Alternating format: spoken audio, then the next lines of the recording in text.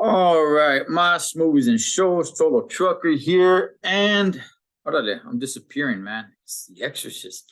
Okay, so went to the movie theater with my beautiful crazy local wife and my son. I went to go check out the Pope's Exorcist. Now, I love me a nice good horror movie. I do. Horror is not, that high on my genre, but I do like some horror movies. Yeah, horror, scary movies. I'm a little bit tired. I'm a little bit tired right now. I'm a little bit tired. I'm a little burned out right now. But okay. So look, seeing the previews when I first saw this movie come out, I was actually pretty damn interested. So we went and checked it out, and here is my take on it.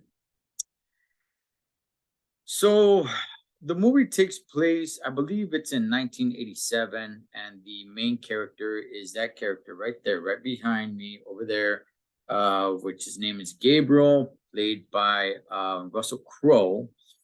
Are you not entertained? I Spencer, I couldn't help myself. Um, so um, Man, this okay, so it takes place, he's there with the Vatican and everything. The movie for the most part takes place in Spain. All right.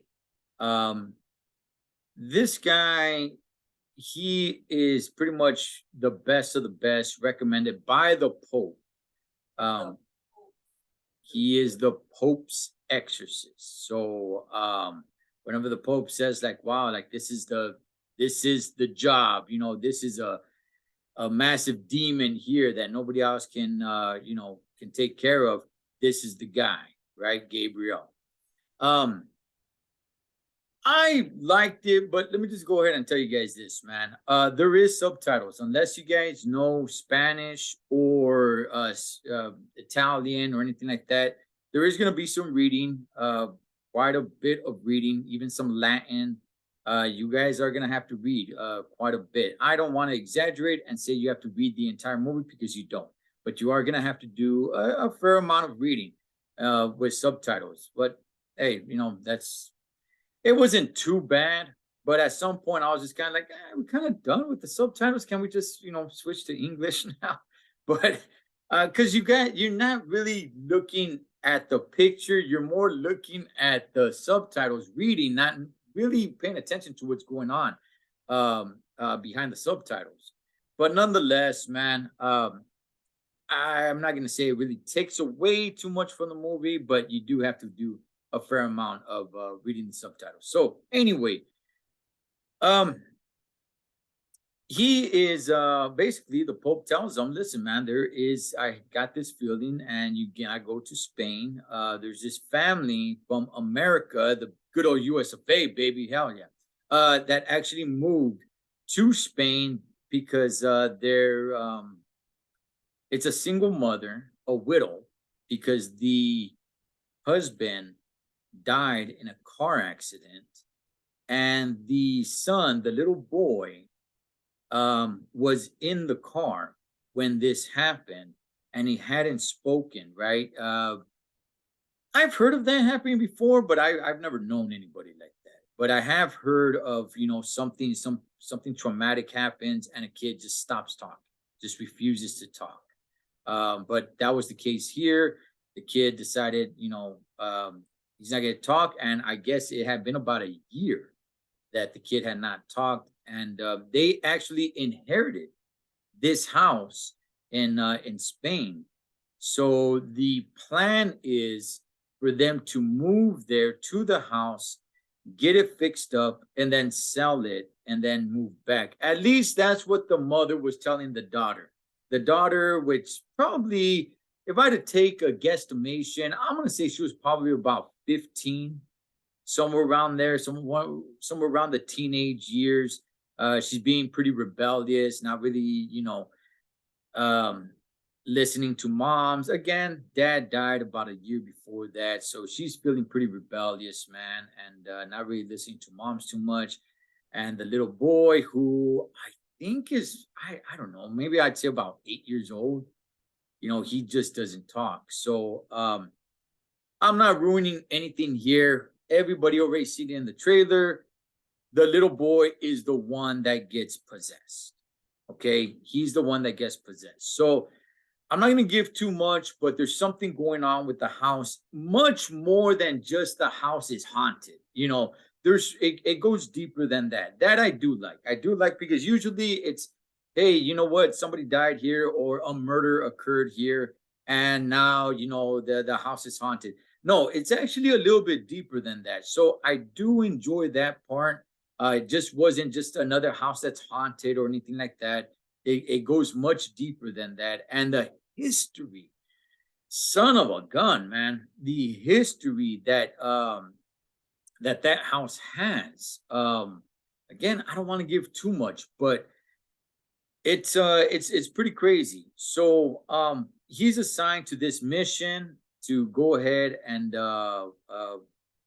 perform this exorcism, right? Or to at least see what's really going on. And there's another pastor, I'm sorry, another priest that's there, obviously not to the level of Gabriel. As a matter of fact, he actually looks at Gabriel as like a hero, like an icon, like, oh my goodness, the Vatican sent you, like, man, like you are the guy, you know what I mean? So he's actually very blessed. And they come to find out that this is a very, very powerful demon. And it's I don't want to give too much away, so that's kind of just where I'm gonna leave it. They find out, when you watch the movie, it'll let you know how they know that. And it's a I like it, man, and everything that goes on with it. Now, I gotta criticize this movie, okay? Well,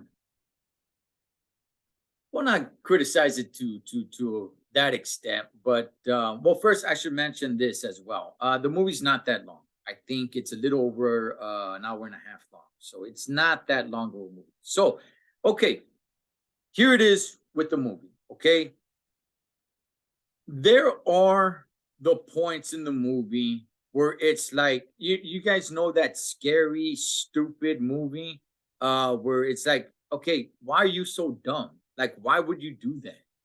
Okay, that stuff is in this movie. You guys know when the guy or the girl is running away from the guy with the knife and she trips and she falls and now she's hurt and oh my god and crying.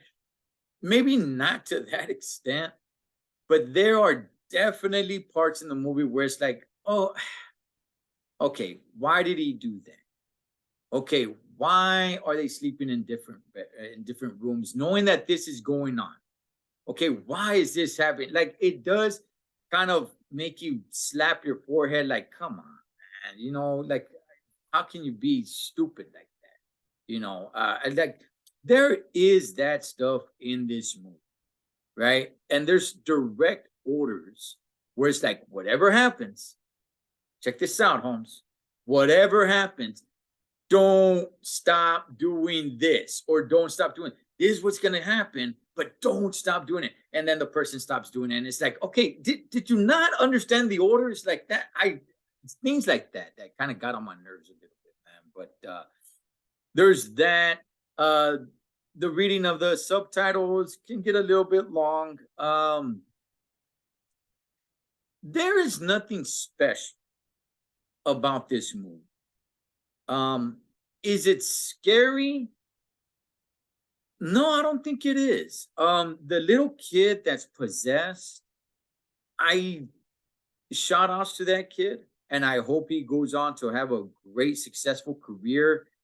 Um, I don't know, man. I don't think he really, it was somewhat of a simple job. I didn't really, I wasn't blown away by anybody's performance, including Russell Crowe's performance in this movie. The little kid being possessed at certain points, I was like, I don't know, man. I'm kind of out of the movie. It's not really engaging me in the movie. Um, it's a simple movie. It really is. There's nothing that's really. I know I just said a little earlier about like, hey, there's a lot more history, and that part's interesting. But there's nothing really that really wowed me. I didn't leave there scared. Usually, hey Holmes, I'm not too proud to say, dog. Some scary movies, homie, keep me up at night. You know, where I'm laying in bed and I'm just kind of like, okay, I'm thinking about nothing except for the movie. All right. In this case, no, no, it's not a scary movie like that. Um, there's nothing really that freaked me out. To tell you guys the truth, man. So ultimately, is it a good movie? I'll put it to you guys like this: it's worth watching. You don't have to go watch it in the theater. You could just wait for it to come out so you could watch it at home. Is it gonna scare your socks off? No, no, it's not. If it does, hey, you got bigger problems. But no. And if you never watch it, you're not missing much. You're not gonna miss much. It's not a must watch. But if you got some free times on your hands and you're like, hey, you know what? What's a movie out there to watch?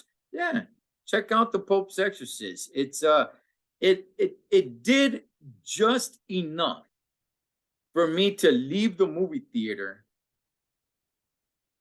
without me saying, man, I felt like I wasted my money. It did just enough, just barely enough to make me feel that I didn't waste my money. So there it is, man. Ultimately, yeah, you know, it's a good watch, but you're not gonna miss much if you never watch it. So I'll leave you guys with that. That is the Pope's Exorcist, M.A.S. movies and shows. I'll catch you guys on the next one.